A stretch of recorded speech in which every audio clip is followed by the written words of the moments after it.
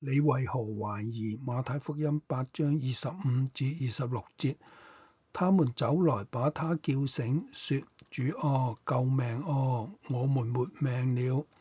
耶穌卻對他們說：小信的人啊，為什麼害怕呢？他就起來斥責風和海，風浪就完全平靜了。希伯來書11章33至35節嗰度話：因着信，神嘅能力喺基督徒嘅生活中釋放出嚟。事實上，你嘅懷疑係顯示你對神嘅認識係唔足夠嘅。如果你係一個禱告嘅人，當禱告生活滲入咗懷疑，就等於係放棄咗神所賜予嘅最偉大唯一嘅解決之道。希伯來書11章6節嗰度話：沒有信就不能得到神的喜悅。神從來唔安慰懷疑之中嘅人嘅。耶穌對唔信佢嘅人，亦都總係去斥責。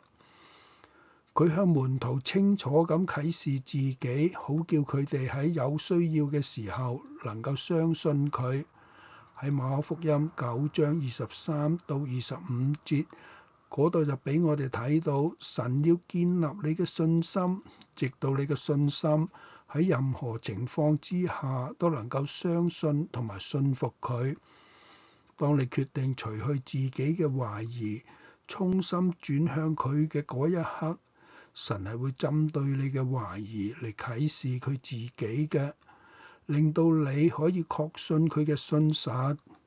喺約翰福音12章27節嗰度亦都記載咗，當多馬懷疑嘅時候，耶穌係向佢啟示嘅方式係幾咁奇妙，令到多馬嘅懷疑消失得無影無蹤嘅。唯有神嘅同在先至能夠解決你缺乏信心嘅問題。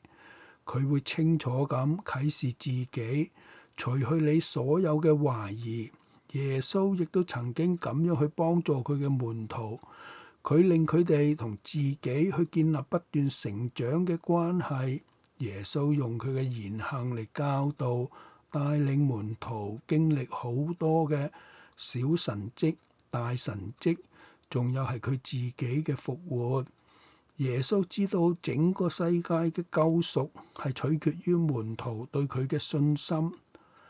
喺你周圍觀看，你點樣因信神而挪去懷疑嘅人？神係要為佢哋成就乜嘢大事呢？求聖靈堅固我哋嘅信心啦，阿門。